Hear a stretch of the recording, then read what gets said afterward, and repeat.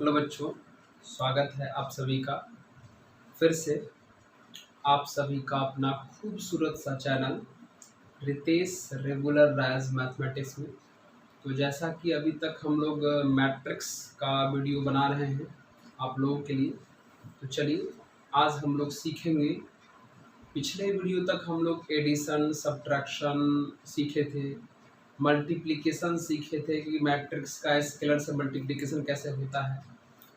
आज की इस वीडियो में हम लोग सीखेंगे एडिशन का प्रॉपर्टी, और सबसे इम्पोर्टेंट बात सीखने जा रहे हैं इस वीडियो के थ्रू हम लोग कि दो मैट्रिक्स का आपस में मल्टीप्लाई कैसे करते हैं। बहुत इम्पोर्टेंट टॉपिक है, मैट्रिक्स का सबसे इम्पोर्टेंट टॉपिक माने जाने वाला दो मैट्रिक्स का मल्टीप्लाई कैसे होता है, आज हम लोग ये सीखेंगे। तो सबसे पहले हम लोग थोड़ा प्रॉपर्टी देख ले एडिशन का क्या होता है। आप लोग जरूर है पिछला वीडियो देखे होंगे एडिशन ऑफ मैट्रिक्स वाला, ठीक है। चलिए शुरू करते हैं, ठीक है। जो हम लोग का टॉपिक है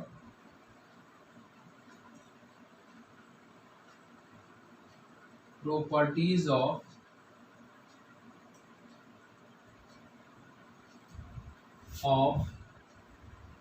एडिशन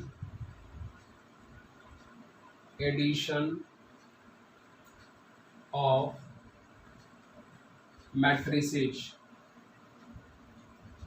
मैट्रिसेज, ठीक है। मैट्रिक्स का जब हम लोग एडिशन करते हैं तो उनका क्या प्रॉपर्टी है, आज हम लोग यही सीखेंगे। Properties of addition of matrices, ठीक है। बहुत ही आसान है, आप लोग जरूर पिछला वाला वीडियो देखे होंगे, देख के ही आइए आना है। डायरेक्ट आप किसी वीडियो को मत देखिए, पहले बारी बारी करके पहले पहला देखेंगे, फिर दूसरा देखेंगे, फिर तीसरा, इस तरीके से करके देखिए, ठीक है, ज़्यादा अच्छा रहेगा। चलो सीखते हैं हम लोग properties of addition of matrix. देखो बाबू, सबसे पहला प्रॉपर्टी क्या है, मैट्रिक्स के एडिशन का सबसे पहला प्रॉपर्टी है कि आप ए और बी मैट्रिक्स को जब आप ऐड करते हो, यहाँ ए का मतलब कोई मैट्रिक्स है, बी भी यहाँ कोई मैट्रिक्स है, तो जब हम ए और बी को ऐड करते हैं, जब ए में बी ऐड करें या बी में ए ऐड करें, ध्यान सुनिए। अब ये आपको थोड़ा लग रहा होगा कि सर ऐसा तो रियल में ऐसा ही होता है, लेकिन देखिएगा बहुत जगह नहीं भी होगा। ए में हम बी ऐड करें, मतलब ए मैट्रिक्स में बी मैट्रिक्स ऐड करें या बी मैट्रिक्स में ए मैट्रिक्स ऐड करें, दोनों का वैल्यू बाबू सेम होता है। और जब ऐसा हो जाए इसको बोलते हैं कम्यूटेटिव लॉ, कम्यूटेटिव लॉ। यानी हम कह सकते हैं कि मैट्रिक्स में जो एडिशन होता है, यानी मैट्रिक्स का जो एडिशन है वो कम्यूटेटिव लॉ को फॉलो करता है। क्यों है? क्योंकि a प्लस बी का वैल्यू और b प्लस ए का वैल्यू सेम होता है मैट्रिक्स एडिशन के केस में। पहला प्रॉपर्टी। दूसरा प्रॉपर्टी, इसे मान लीजिए तीन मैट्रिक्स है, एक मैट्रिक्स ए है, फिर प्लस बी है, फिर प्लस, तीन मैट्रिक्स है। इधर भी तीन मैट्रिक्स, मान लीजिए ए है, प्लस बी है, प्लस सी है, ठीक है। मान लीजिए हम इस तरफ ए और बी के बीच ब्रैकेट लगाते हैं और इस तरफ मान लीजिए बी और सी के बीच ब्रैकेट लगाते हैं। इसका मतलब क्या हुआ कि ए में पहले बी को ऐड करो, जो रिजल्ट आएगा उसके साथ सी को ऐड करना है। इसका मतलब क्या हुआ कि बी में सी को ऐड कर लो, जो रिजल्ट आया उनको ए से ऐड करना है, मतलब ए में ऐड करना है। मतलब कुछ नहीं हुआ, यहाँ भी ए प्लस बी प्लस सी लिखा हुआ है, यहाँ भी ए प्लस बी प्लस सी लिखा हुआ है, बस ब्रैकेट का पोजीशन अलग अलग। यहाँ ब्रैकेट फर्स्ट दो मैट्रिक्स के बीच है और यहाँ ब्रैकेट सेकंड दो के बीच है। ऐसा करने से भी मैट्रिक्स का वैल्यू बराबर होता है। अब आप बहुत लोग सोच रहे होंगे कि सर ये सब क्यों करते, ये सब क्या है इसका मतलब। इसका कोई मतलब निकलता है कि खाली आप ब्रैकेट लगा दिए हो? बाबू बिल्कुल मतलब बनता है। इस तरीके से लिखने का मतलब कुछ और है, इसको समझने का मतलब कुछ और है। इस तरीके से लिख के समझने का मतलब कुछ और है, थोड़ा ध्यान समझिए। इसका मतलब हुआ ए में बी को ऐड करेंगे, जो रिजल्ट आया उसको सी के साथ ऐड कर देंगे। इसका मतलब हुआ कि बी में सी को ऐड करेंगे, जो रिजल्ट आया उसको ए से जोड़ देंगे, मतलब ए में जोड़ देंगे उसको। ऐसे पहले ब्रैकेट का काम करते हैं। तो यहाँ ब्रैकेट में ए और बी है, तो पहले ए और बी को ऐड करेंगे, फिर सी के साथ ऐड करेंगे। फिर यहाँ ब्रैकेट में बी और सी है, तो पहले हम बी और सी को ऐड करेंगे, तब उसको हम ए में ऐड करेंगे। तो ऐसा करने से भी मैट्रिक्स एडिशन का वैल्यू सेम आता है, और इस तरह के चीज को बोलते हैं associative law. Associative law. Associative law में बाबू सिर्फ पोजीशन ही अलग अलग होता है ब्रैकेट का, बस। यहाँ भी ए बी सी लिखा हुआ है, यहाँ भी ए बी सी लिखा हुआ है, बस ब्रैकेट का पोजीशन अलग अलग है। यहाँ ब्रैकेट फर्स्ट ए और बी के बीच है, यहाँ ब्रैकेट सेकंड बी और सी के बीच है। तो अगर ये दोनों इक्वल हो जाए, इसे कहते हैं एसोसिएटिव लॉ। यानी हमारा मैट्रिक्स का जो एडिशन है वो एसोसिएटिव लॉ को भी फॉलो करता है। चलिए थर्ड प्रॉपर्टी है कि अगर आप किसी भी मैट्रिक्स में अगर आप नल मैट्रिक्स को ऐड करो, या नल मैट्रिक्स में किसी मैट्रिक्स को ऐड करो, दोनों ही केस में वही मैट्रिक्स आएगा। मतलब ए में नल मैट्रिक्स ऐड करो फिर भी ए ही आएगा, या नल मैट्रिक्स में ए आप ऐड करो फिर भी ए ही आएगा। याद रखिएगा, ये एडिशन का प्रॉपर्टी है। A plus null matrix is equal to A, या null matrix plus A is equal to A. Null matrix बता दिए हैं। नल मैट्रिक्स का मतलब होता है एक ऐसा मैट्रिक्स जिसके अंदर लिखा हर एक एलिमेंट कितना हो, 0 हो। ठीक है, तो ये हमारा प्रॉपर्टी है। फिर फोर्थ नंबर प्रॉपर्टी क्या है, समझिए कि किसी भी मैट्रिक्स में अगर हम उस मैट्रिक्स के निगेटिव को ऐड करें तो रिजल्ट जो है वो नल मैट्रिक्स के बराबर होगा। ये इसका मतलब हुआ नल मैट्रिक्स, ये 0 नहीं है, ये नल मैट्रिक्स का बाबू सिंबल है जो 0 के जैसा लग रहा है देखने में। ठीक है, किसी भी मैट्रिक्स में आप उस मैट्रिक्स के निगेटिव को ऐड करो तो रिजल्ट कितना आएगा, नल मैट्रिक्स। ये नल मैट्रिक्स है, इसको 0 मत समझिएगा, ये 0 जो है वो नल मैट्रिक्स का एक सिंबल होता है। यानी a plus of minus A is equal to null matrix. ठीक है, फिर नेक्स्ट रूल समझिए। जैसे 5 नंबर, जैसे मान लीजिए k of a plus B लिखा हुआ है। k का मतलब यहाँ जो कोई ना कोई स्केलर है, यहाँ जो k जो हमारा कोई ना कोई स्केलर है। ठीक है, और यह a और b हमारा क्या है, मैट्रिक्स है। तो आप इसको सिंपल जैसे अलजेब्रा में मल्टीप्लाई करते हो, k को a से फिर k को b से, मतलब ka प्लस kb लिख सकते हैं, है ना। तो ये सब जो छोटा छोटा प्रॉपर्टी आपको देख के बड़ा आसान लगा होगा, इसको बुक में बड़ा सजा सजा के लिखा हुआ रहता है, यही है एडिशन ऑफ मैट्रिक्स का प्रॉपर्टी। क्या सीखे कि sir a plus B is equal to B plus A होता है, मतलब मैट्रिक्स का एडिशन कम्यूटेटिव लॉ को फॉलो करता है। a plus B plus C, A plus B plus C में ब्रैकेट फर्स्ट 2 के बीच लगाएं या ब्रैकेट सेकंड 2 के लास्ट 2 के बीच लगाएं, दोनों का वैल्यू सेम आता है, इसको एसोसिएटिव लॉ कहते हैं। मैट्रिक्स में नल मैट्रिक्स को ऐड करने पर भी वही मैट्रिक्स आएगा, और नल मैट्रिक्स में भी मैट्रिक्स ऐड करने पर वही मैट्रिक्स आएगा। मैट्रिक्स में अगर उसके निगेटिव को ऐड करेंगे तो रिजल्ट नल मैट्रिक्स आ जाएगा। अगर मान लो 2 मैट्रिक्स को ऐड करके अगर किसी कांस्टेंट से मल्टीप्लाई करना हो तो आप कांस्टेंट दोनों को अलग अलग दे सकते हैं। k को भी a में भी k दे सकते हैं, मतलब एक k हो जाएगा, और b में भी k दे सकते हैं, मतलब k भी हो जाएगा, है ना। तो ये छोटा सा प्रॉपर्टी है जो एडिशन का है। चलो ये तो समझ गए। अब हम लोग सीखने वाले हैं बहुत इंपॉर्टेंट टॉपिक कि 2 मैट्रिक्स का मल्टीप्लाई कैसे करते हैं। ये बहुत अच्छा है, हम कह रहे हैं ना कि मैट्रिक्स पूरा का पूरा आसान हो जाएगा एक शर्त पर, अगर आप 2 मैट्रिक्स को मल्टीप्लाई करना सीख गए तब।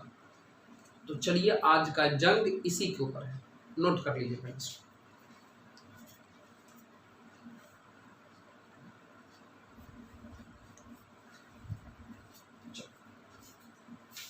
तो देखिए,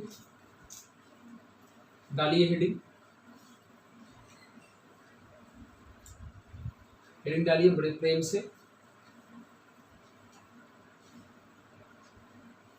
क्या पड़ेगा हेडिंग में? मल्टीप्लिकेशन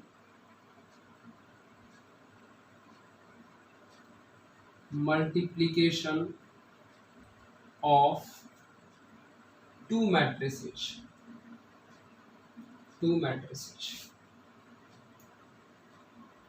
मतलब आज हम लोग को सीखना है दो मैट्रिक्स का मल्टीप्लिकेशन, ये टॉपिक है, मल्टीप्लिकेशन ऑफ टू मैट्रिसेस।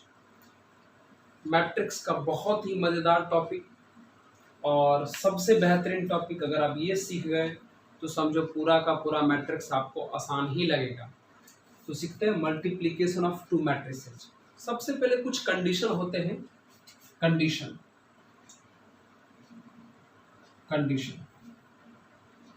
समझिए, कंडीशन क्या है? अगर आप मैट्रिक्स ए में बी से मल्टीप्लाई करना चाहते हो, मतलब मैट्रिक्स ए में अगर आप मैट्रिक्स बी से मल्टीप्लाई करना चाहते हो, तो ए का बी के साथ मल्टीप्लिकेशन पॉसिबल है अगर ये जो पहला मैट्रिक्स है उसमें नंबर ऑफ कॉलम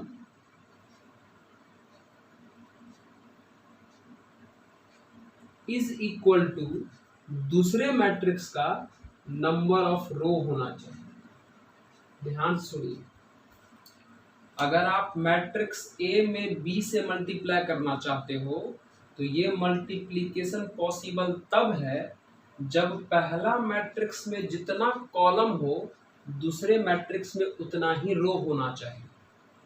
ध्यान समझिए, जब आप दो मैट्रिक्स को मल्टीप्लाई करने जाएं तो चेक कर लें कि पहला मैट्रिक्स में जितना कॉलम है दूसरा मैट्रिक्स में उतना रो है कि नहीं। अगर ऐसा है तब ए का बी से मल्टीप्लाई हो पाएगा, नहीं तो नहीं हो पाएगा। जैसे कि एग्जाम्पल में देखा जाए, अगर मान लीजिए हमने एक मैट्रिक्स लिया ए जिसका ऑर्डर दिखाया 3/4, हमने दिखाया एक मैट्रिक्स बी जिसका ऑर्डर दिखाया 4/1, ठीक है। और हमसे पूछा गया कि क्या ए और बी का मल्टीप्लिकेशन पॉसिबल है कि नहीं, मतलब ए का बी से मल्टीप्लिकेशन हो सकता है कि नहीं। तो क्या करेंगे हम, क्या बोले, पहला मैट्रिक्स का कॉलम और दूसरे मैट्रिक्स का रो सेम होना चाहिए। ए का बी से मल्टीप्लिकेशन पॉसिबल तब है जब इस ए का कॉलम और बी का रो सेम होना चाहिए। तो बताइए, ए का कॉलम कितना है 4, अब बी का रो भी कितना है 4। ध्यान समझिए, ए को बी से मल्टीप्लिकेशन पॉसिबल तब है जब इस ए का यानी इस शुरू वाले मैट्रिक्स का कॉलम और इस बाद वाले मैट्रिक्स का रो क्या होना चाहिए, सेम। तो बताइए, ए में कितने कॉलम है 4, अब बी में कितने रो है 4, मतलब ए का कॉलम और बी का रो सेम। क्यों भाई? क्योंकि हमको ए में बी से मल्टीप्लाई करना है, इसलिए ए का कॉलम देखेंगे, बी का रो देखेंगे, जो सेम आया इसका मतलब यह मल्टीप्लिकेशन पॉसिबल है। लेकिन अगर आपको कोई बोलता कि बी में ए से मल्टीप्लाई करना पॉसिबल है कि नहीं, तो आप हमको बताइए। अब पहला जगह पे बी आ गया और दूसरा जगह पे ए आ गया, तो हम क्या बोले, पहला का कॉलम और दूसरा का रो सेम होना चाहिए। तो बताइए, बी में कितने कॉलम है? बी में कॉलम है 1 और ए में रो कितने हैं? ए में रो है 3। यानी बी को ए से मल्टीप्लाई करने के लिए बी का कॉलम और ए का रो सेम होना चाहिए, लेकिन बी का कॉलम है 1 और ए का रो है 3, दोनों तो इक्वल नहीं हुआ। इसका मतलब इसका मल्टीप्लिकेशन पॉसिबल नहीं है, नॉट पॉसिबल। आप हमारी बातों को उम्मीद है अच्छे तरीके से समझ रहे होंगे। हम क्या कहना चाह रहे हैं? हम यही कहना चाह रहे हैं कि दो मैट्रिक्स का मल्टीप्लिकेशन पॉसिबल तब है जब पहला मैट्रिक्स में जितना कॉलम हो दूसरा मैट्रिक्स में उतना ही रो होना चाहिए। अगर पहला मैट्रिक्स में जितना कॉलम हो दूसरा मैट्रिक्स में अगर उतना रो अगर है तो होगा मल्टीप्लिकेशन, और अगर ये कंडीशन फॉलो नहीं है तो मल्टीप्लिकेशन नहीं होगा।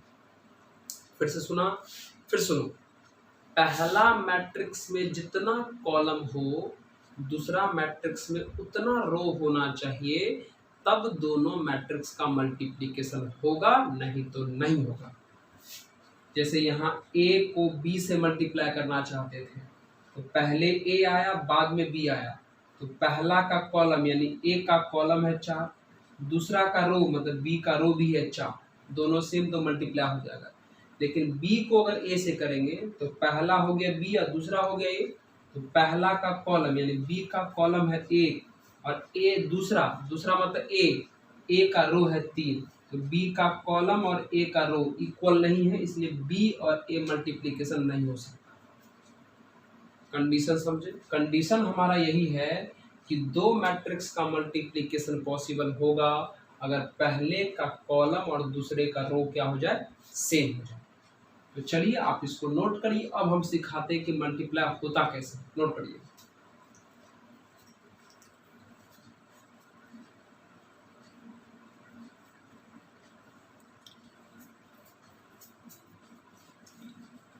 चलिए अब सीखिए मैट्रिक्स का मल्टीप्लिकेशन। आप कंडीशन जान गए, समझिए।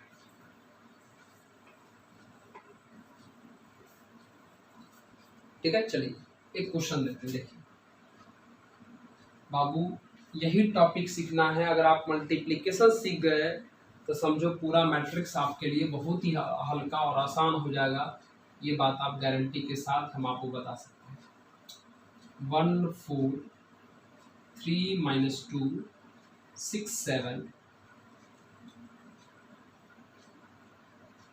2 4 -1 0। ठीक है, हम इसको इससे मल्टीप्लाई करना चाहते हैं। ये हमारा पहला मैट्रिक्स है, ये हमारा दूसरा मैट्रिक्स है। इस पहले मैट्रिक्स का ऑर्डर बताइए तो थोड़ा। ऑर्डर का मतलब रो और कॉलम, 1 2 3, 3 रो है और 2 कॉलम है इसका। और अगर इसका ऑर्डर बताए तो 1 2 रो है 2 कॉलम है। अभी हम आपको क्या बोले कि दो मैट्रिक्स का मल्टीप्लिकेशन होगा अगर इस पहले वाले का कॉलम और दूसरे वाले का रो सेम हो जाए। तो पहले वाले मैट्रिक्स का कॉलम है 2 और दूसरे वाले मैट्रिक्स का रो भी है 2, तो दोनों तो सेम आ गया, मतलब इन दोनों का मल्टीप्लाई हो सकता है। अब आपके दिमाग में बात चल रहा होगा कि सर मल्टीप्लाई होगा तो करेंगे कैसे? बाबू, मल्टीप्लाई होता है रो टू कॉलम। क्या होता है मल्टीप्लाई? रो टू कॉलम, मतलब पहला मैट्रिक्स के रो को दूसरा मैट्रिक्स के कॉलम से मल्टीप्लाई किया जाता है। कैसे मल्टीप्लाई होता है? जब कंडीशन सेटिस्फाई हो जाए तो कैसे मल्टीप्लाई करिएगा? रो का कॉलम से। देखो बहुत आसान है, हम समझाते हैं। मतलब पहला मैट्रिक्स का रो यानी इसके रो का इसके कॉलम से मल्टीप्लाई होगा। समझो, अगर मान लीजिए आपने अगर यह पहला रो पकड़ा, ठीक है, तो इस पहला रो का मल्टीप्लिकेशन पहले इस पहला कॉलम से होगा, उसके बाद इस दूसरे कॉलम से होगा, तब आगे बढ़ेंगे। तो पहले मल्टीप्लाई करिए मल्टीप्लाई। ध्यान समझिए, अपने आप सब समझ में आ जाएगा। चलिए करिए। इस पहला रो का इस पहला कॉलम से, पहले इस रो का इस कॉलम से भी होगा, इस कॉलम से भी होगा। तो इस रो का इस कॉलम से करो, कैसे मल्टीप्लाई होगा? पहला एलिमेंट का पहला एलिमेंट से मल्टीप्लाई 2 हो जाएगा, दूसरा एलिमेंट का दूसरा एलिमेंट से मल्टीप्लाई 16 हो जाएगा। मल्टीप्लाई करके जोड़ दो, हो गया। अब इसी रो का इस कॉलम से करो, पहला रो का सॉरी इस रो का इस कॉलम से करना है। तो पहला एलिमेंट को पहला एलिमेंट से -1 हुआ, दूसरा एलिमेंट को दूसरा एलिमेंट से 0 हो गया, जोड़ दिए। अब बताइए अब बताइए, इस रो का इस कॉलम से भी हो गया, इस कॉलम से भी हो गया, मतलब इस रो का काम खत्म, मतलब इस रो का काम खत्म। अब हम क्या करेंगे, ये सेकेंड वाला रो पकड़ेंगे। अब फिर से क्या करेंगे, इस सेकेंड रो का एक बार इस कॉलम से मल्टीप्लाई होगा, एक बार इस कॉलम से मल्टीप्लाई होगा। तो करिए करिए मल्टीप्लाई। पहले इस रो का इस कॉलम से करो, तो पहला को पहला से कितना हो जाएगा 6, फिर दूसरा एलिमेंट का दूसरा से कितना हो जाएगा माइनस में 8, खत्म। यानी इस रो का इस कॉलम से हो गया। अब इस रो का इस कॉलम से करिए, तो पहला को पहला से तो -3, और दूसरा को दूसरा से कितना हो जाएगा 0 यानी +0 हो गया। यानी इस रो का भी इस कॉलम से हो गया, इस कॉलम से हो गया। अब क्या करो, अब क्या करो, ये वाला रो पकड़ो, ठीक है, इस रो। अब इस रो का एक बार इस कॉलम से भी मल्टीप्लाई होगा, एक बार इस कॉलम से भी मल्टीप्लाई होगा। रो से कॉलम करिए, तो करिए, शुरू हो जाइए। तो इस रो का पहले इस कॉलम से करो, फिर इस कॉलम से करो। तो पहला को पहला से 12, दूसरा को दूसरा से 28, इस कॉलम से हो गया। अब इससे करो, पहला को पहला से -6, और दूसरा को दूसरा से कितना हो जाएगा 0, हो गया। हर एक रो का बारी बारी हर एक कॉलम से मल्टीप्लाई हो गया, मतलब हमारा आंसर आ गया। अब इसी को सॉल्व कर दीजिए, कितना आंसर आ जाएगा 18 -1 -2 -3 और 8 2 10 2 3 1 4 40 और -6, ये हो गया हमारा आंसर। ठीक है, यानी इन दोनों मैट्रिक्स का मल्टीप्लाई हो गया। समझे कैसे मल्टीप्लाई किए? फिर से एग्जाम्पल ट्राई करते हैं, नोट करिए थोड़ा इसको, फिर से दोबारा क्वेश्चन ट्राई करते हैं, नोट करिए।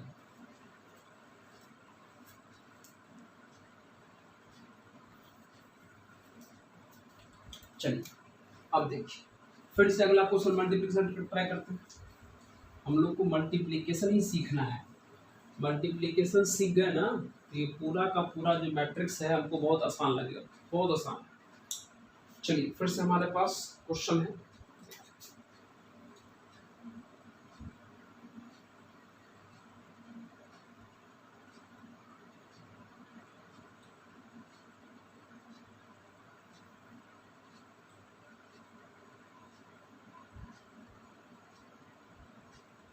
चलिए देखते हैं कैसे होता है। तो सबसे पहले मल्टीप्लाई करने से पहले कंडीशन चेक कर लो। कंडीशन के लिए पहले इसका ऑर्डर लिखो, 1 2, 2 रो है, कितने कॉलम है 1 2 3 कॉलम है। इनका ऑर्डर लिखो, 1 2 3, 3 रो है और 1 2 कॉलम है। तो कंडीशन क्या है कि पहला मैट्रिक्स में जितना कॉलम हो, दूसरा मैट्रिक्स में उतना रो होना चाहिए। तो पहला मैट्रिक्स का कॉलम और दूसरा मैट्रिक्स का रो सेम है, तो मल्टीप्लाई होगा। ठीक है, मल्टीप्लाई होता कैसे है, रो का कॉलम से होता है। कैसे होता है, रो का कॉलम से। तो करिए, रो का कॉलम से। चलिए, मतलब पहले मैट्रिक्स का रो उठाएंगे, दूसरे मैट्रिक्स का कॉलम उठाएंगे। तो चलिए मान लीजिए इस बार हम इस रो का, ये पहला रो उठा लिए। अब एक बार इस कॉलम से मल्टीप्लाई करिए और एक बार इस कॉलम से मल्टीप्लाई करिए। ठीक है, इस रो का एक बार इस कॉलम से और एक बार इस कॉलम से। तो करिए मल्टीप्लाई, करते हैं। देखिए, इस रो का इस कॉलम से करिए, तो पहला एलिमेंट को पहला से करेंगे तो 1 आएगा, दूसरा को दूसरा से करेंगे तो प्लस में 16 लिखिए, तीसरा को तीसरा से करेंगे तो -3 हो जाएगा। मतलब इस रो का इस कॉलम से हो गया। अब इसी रो का इस कॉलम से करिए, पहला को पहला से करेंगे तो 6 आएगा, दूसरा को दूसरा से करेंगे तो +28 आएगा, तीसरा को तीसरा से करेंगे तो प्लस में 24 आएगा। मतलब इस रो का इस कॉलम से भी इस कॉलम से भी हो गया। अब रो बदल दीजिए, अब इस रो का करिए। अब इस रो का हम लोग एक बार इस कॉलम से करेंगे और एक बार इस कॉलम से करेंगे, अतः इस सेकेंड रो का मल्टीप्लाई एक बार हम लोग इस कॉलम से करेंगे, एक बार इस कॉलम से करेंगे। चलिए करिए मल्टीप्लाई। चलिए इस कॉलम का पहले इससे करिए, तो पहला को पहला से करेंगे तो 6 आएगा, दूसरा को दूसरा से करेंगे तो कितना आएगा 0 आएगा, और तीसरा को तीसरा से करेंगे तो प्लस में 2 हो जाएगा। अब उसी प्रकार इस रो का इस कॉलम से करिए, पहला को पहला से करेंगे तो 36 आएगा, दूसरा को दूसरा से करेंगे तो 0 आएगा, और तीसरा को तीसरा से करेंगे तो -16 आएगा। -16 हो गया।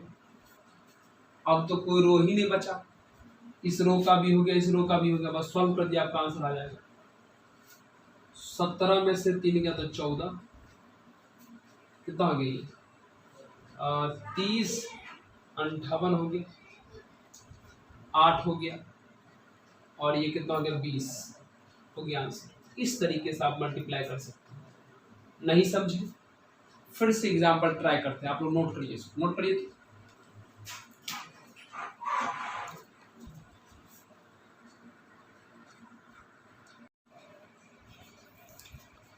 चलिए देखिए, तो अब अगला क्वेश्चन फिर से हम समझाते हैं। अगला एग्जाम्पल आप देखिए, सीखिए, यही सीखना है। अगर आप ये मल्टीप्लाई सीख गए ना तो मैट्रिक्स बहुत ही हलवा टॉपिक है, बहुत ही हलवा टॉपिक। देखिए एग्जाम्पल और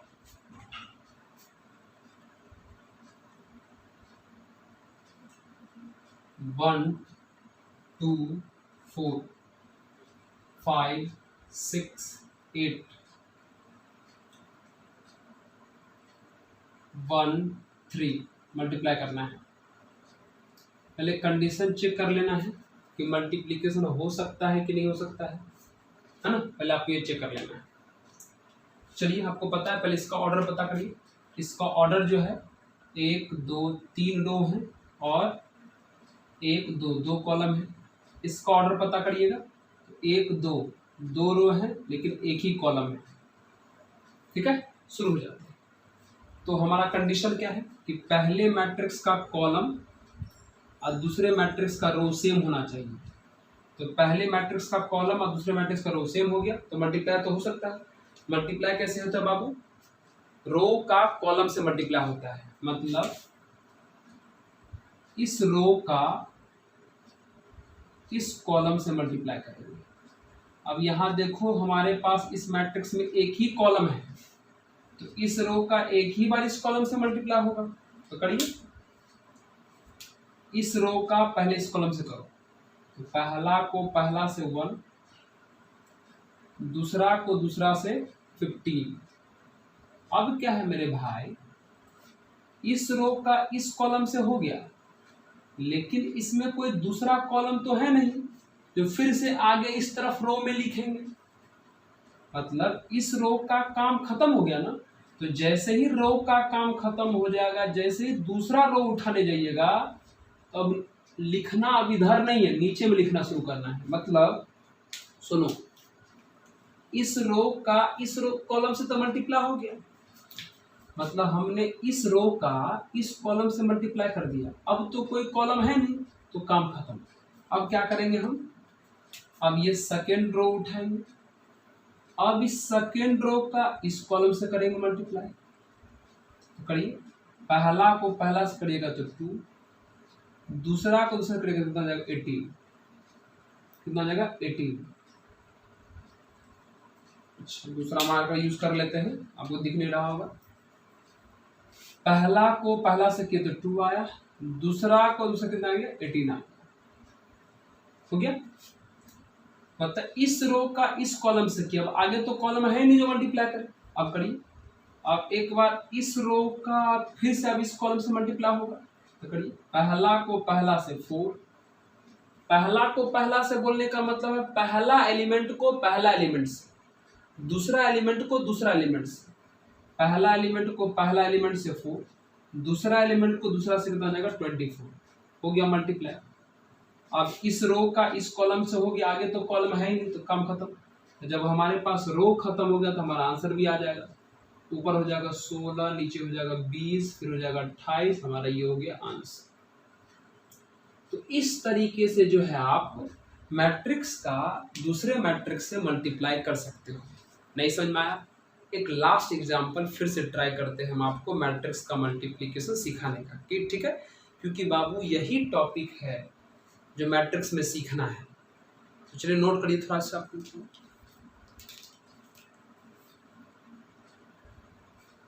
देखिए क्या है कि हम जो है आपको टाइम पास नहीं, हम जानते हैं कि हम जो भी पढ़ाएं आपको वो दिमाग में बढ़िया ढंग से पहले सेट हो जाए। अगला टॉपिक है कि धीरे धीरे हम भागते जाओ और कोई भी टॉपिक आपको पल्ले ही नहीं पड़ रहा। नहीं तो जो भी पॉइंट पढ़ेंगे उसको बढ़िया ढंग से दिमाग में सेट कर लेंगे तब दूसरा टॉपिक पढ़ेंगे। तो ये मल्टीप्लिकेशन पर इसलिए जानबूझ के इतना सारा एग्जाम्पल दे रहे हैं कि आपको बढ़िया ढंग से समझ में आ जाए, क्लियर हो जाए कि क्या कहना चाहते हैं। ठीक है, चलिए अगला एग्जाम्पल आप लोग देखिए, हर एक एग्जाम्पल को अच्छे ढंग से देखिए। ठीक है, चलिए अगला एग्जाम्पल फिर से देखिए। चलिए जैसे मान लीजिए 1 2 3 -1 0 4 2 1 0 का मल्टीप्लाई करना है। 1 -1 0 6 0 2 -1 3 1। चलिए यहाँ कर रहे हैं मल्टीप्लाई, तो करते हैं। तो मल्टीप्लाई करने से पहले कंडीशन चेक कर लीजिए। कंडीशन क्या है, पहले इसका निकालो ऑर्डर। आप इसको गौर से देखिए, ये तो हमारा 3/3 ऑर्डर का मैट्रिक्स है। इसका भी ऑर्डर देख लो, 3/3 ऑर्डर का मैट्रिक्स है। और आपको पता है दो मैट्रिक्स का मल्टीप्लाई तब होगा जब पहले वाले का कॉलम और दूसरे वाले का रो सेम होना चाहिए। तो पहला का कॉलम भी 3, दूसरा का रो भी 3, तो मल्टीप्लिकेशन तो होगा। तो चलिए करते हैं मल्टीप्लाई। ध्यान से सब लोग समझिए, हम मल्टीप्लाई करते हैं अच्छे ढंग से, आप लोग भी समझिए। पता है आपको मल्टीप्लाई कैसे होता है बाबू? रो का कॉलम से। कैसे होता है मल्टीप्लाई? रो का कॉलम से। तो पहले आप ये फर्स्ट रो पकड़ लो, इस फर्स्ट रो का पहले इस फर्स्ट कॉलम से करो, उसके बाद इस सेकंड कॉलम से करो, उसके बाद इस थर्ड कॉलम से करो। तो करो मल्टीप्लाई, करें। चलिए फर्स्ट रो का फर्स्ट कॉलम से पहला एलिमेंट को पहला एलिमेंट से तो 1 हो जाएगा, दूसरा एलिमेंट को दूसरा से तो -2 हो जाएगा, तीसरा एलिमेंट को तीसरा से तो कितना हो जाएगा? 0 हो गया। अब इसी रो का सेकंड कॉलम से करिए, तो पहला एलिमेंट को पहला से तो 6 हो गया, दूसरा एलिमेंट को दूसरा से तो कितना हो गया? 0 हो गया, तीसरा एलिमेंट को तीसरा से कितना हो गया? फिर से 6 हो गया। ठीक है, इस रो इस कॉलम से भी हो गया। अब इसी रो का इस कॉलम से करिए, पहला एलिमेंट का पहला से -1 हो गया, दूसरा एलिमेंट का दूसरा से कितना हो जाएगा? 6 हो जाएगा, और तीसरा एलिमेंट का तीसरा एलिमेंट से कितना हो जाएगा? 3 हो जाएगा। यानी हमारा एक काम खत्म। यानी इस रो का हमने बारी बारी इन तीनों कॉलम से मल्टीप्लाई करके ऐड करके लिखना है, लिख दिए। अब देखो क्या है कि जब इस रो का इस कॉलम से किए तो यहाँ लिखे, अब अगला कॉलम हमारे पास था इसलिए यहाँ लिखेंगे, अगला कॉलम था इसलिए आगे बढ़ेंगे। मतलब जैसे जैसे कॉलम रहेगा वैसे वैसे इस रो में लिखना है। ठीक है, तो इस रो का हम सभी से मल्टीप्लाई कर दिए। अब हमको रो बदलना पड़ेगा, तो जैसे ही रो बदलेंगे तो नीचे से स्टार्ट हो जाएंगे। चलिए रो बदलिए। अब हम इस रो का मल्टीप्लाई करेंगे, इस रो का मल्टीप्लाई एक बार इस कॉलम से करेंगे, एक बार इस कॉलम से करेंगे, और एक बार इस कॉलम से करेंगे। शुरू करें, तो चलिए मल्टीप्लाई करिए। इस रो का इस कॉलम से, तो पहला को पहला से -1, दूसरा एलिमेंट को दूसरा से 0, तीसरा एलिमेंट को भी तीसरा से कितना आ जाएगा? 0। अब इस रो का इस कॉलम से हो गया, अब इस कॉलम से करिए, पहला एलिमेंट को पहला से -6, दूसरा एलिमेंट को दूसरा से 0 हो गया, और तीसरा एलिमेंट को तीसरा से कितना हो जाएगा? 8 हो गया। सेकेंड कॉलम से भी हो गया, थर्ड कॉलम से करिए, पहला एलिमेंट को पहला से तो प्लस में 1 होगा, दूसरा एलिमेंट को दूसरा से मल्टीप्लाई करेंगे तो 0 हो जाएगा, अब तीसरा एलिमेंट को तीसरा से मल्टीप्लाई करेंगे तो प्लस में 4 हो जाएगा। ठीक है। अब सेकेंड रो से भी सब कॉलम का मल्टीप्लाई हो गया। अब क्या करेंगे हम लोग, थर्ड रो उठाएंगे। क्या करेंगे, थर्ड रो, मतलब ये वाला। अब इस रो का एक बार इस कॉलम से मल्टीप्लाई करिए, एक बार इस कॉलम से मल्टीप्लाई करिए, और एक बार इस कॉलम से मल्टीप्लाई करिए। शुरू हो जाए, चलिए शुरू करते हैं। करिए, इस रो का पहले इस कॉलम से करो, तो पहला एलिमेंट का पहला से तो 2 आएगा, दूसरा एलिमेंट का दूसरा से तो -1 आएगा, और तीसरा एलिमेंट का तीसरा से कितना आ जाएगा, 0 आ जाएगा। फिर अब इस कॉलम से करिए, तो पहला एलिमेंट का पहला से 12 हो जाएगा, दूसरा एलिमेंट का दूसरा से तो 0 हो जाएगा, और तीसरा एलिमेंट का तीसरा से कितना हो जाएगा, 0 हो जाएगा। ठीक है, चलिए अब इस रो का इस कॉलम से करिए, तो पहला एलिमेंट का पहला से तो -2 हो गया, दूसरा एलिमेंट का दूसरा से तो 3 हो गया, और तीसरा एलिमेंट का तीसरा से कितना हो गया, 0। बस बात खत्म। यानी हमने हर एक रो का हर एक कॉलम से मल्टीप्लाई कर दिया। अब कोई हमारे पास रो बाकी नहीं है। अब बस अब इसी को ऐड कर दीजिए, आपका आंसर हो गया। इधर ऐड करेंगे बाबू, -1 आ जाएगा, ये 12 आ जाएगा, और ये 6 3 9 में से गया तो 8 आ जाएगा, ये -1 आ गया, ये 2 आ गया, और ये 5 आ गया, ये 1 आ गया, ये 12 आ गया, और ये जो है 1 आ गया। हो गया आपका आंसर। यानी इस तरीके से आप 2 मैट्रिक्स का बाबू मल्टीप्लाई कर सकते हो, है ना। हम उम्मीद है कि आपको मैट्रिक्स का मल्टीप्लिकेशन सिखाने में सफल हो गए, और आप मैट्रिक्स का मल्टीप्लिकेशन सीख लिए होंगे। अब समझिए, अब हम लोग क्या करेंगे। अब जो हम लोग का अगला वीडियो बनेगा वो इतना लाजवाब है, इतना कंसेप्ट से भरा हुआ है। सर ऐसा क्या है? ऐसा है इस मैट्रिक्स मल्टीप्लिकेशन का प्रॉपर्टीज। जैसे एडिशन कितना हलवा हलवा प्रॉपर्टी टाइप था। सर a+b आप b+a कर दिए तो वो कौन बड़ा काम है। लेकिन बाबू ये प्रॉपर्टी बना बना के हम लोग को सीखना होता है, इसलिए सीखे। लेकिन मैट्रिक्स का मल्टीप्लिकेशन में कोई हलवा हलवा बात नहीं सीखना है। जो भी सीखना है एकदम तह की बात सीखना है मैट्रिक्स के मल्टीप्लिकेशन वाला प्रॉपर्टी में। तो हम लोग बहुत ही अच्छे तरीके से पहले मल्टीप्लिकेशन सीख लिए, आप लोग भी सीख गए होंगे। अब हम लोग अगले वीडियो में इसका प्रॉपर्टी सीखने वाले हैं। क्यों? क्योंकि इनका प्रॉपर्टी बहुत ज़्यादा इम्पोर्टेंट है, बहुत ज़्यादा। देखिएगा जब हम वीडियो बनाएंगे तो कितना लाजवाब प्रॉपर्टी है। गारंटी कहते हैं बहुत लोगों को कन्फ्यूज़न है मैट्रिक्स के मल्टीप्लिकेशन वाला प्रॉपर्टी में, लेकिन मैं दूर करूंगा। आपका ये चैनल रितेश रेगुलराइज मैथमेटिक्स दूर करेगा। तो चलिए देखते रहिए, तब तक मुस्कुराते रहिए, खूब देखिए, बढ़िया ढंग से देखिए। कोई डाउट होता है तो पूछिए, ठीक है।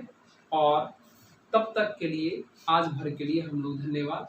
फिर अगले क्लास में अगले वीडियो के साथ मुलाकात होगा, ठीक है। ओके।